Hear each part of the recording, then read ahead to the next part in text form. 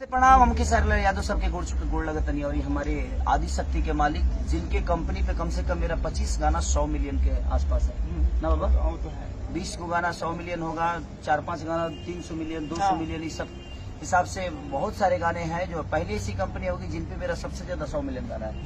200 million और 300 million सबसे ज्यादा है। इन्हीं के पास है मेरा सबसे बड़ा गाना। तो इनकी कंपनी से 2 गाने मैंने किया है और बहुत अद्भुत किया है, जिसमें एक गाना बाबा का है और एक गाना अखिलेश कश्यप जी का है, का है और एक गाना अखिलेश जी का है। तो 3 गाने हमने शूट किया है और बहुत अद्भुत शूट किया है।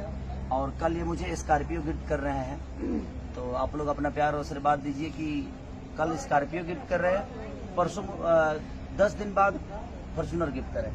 नहीं, thank you so much, love you all. और ये कल मैं सोशल मीडिया पे डालूंगा, आप लोग खूब शेयर करिए। जो गाना छूट रहा है कल गाना छूट रहा है हाँ। बाबा का। हाँ। सैया जी सबर करी। हाँ, बहुत बड़ा एक गाना हिट हुआ है बाबा की कंपनी का। सैया जी सबर करी का वीडियो कल छूट रहा है, तो आप लोग प्यार और आशीर्वाद ऐसे ही देते रहिएगा ताकि बाबा की कंपनी एकदम आदि शक्ति को खूब प्यार दीजिए।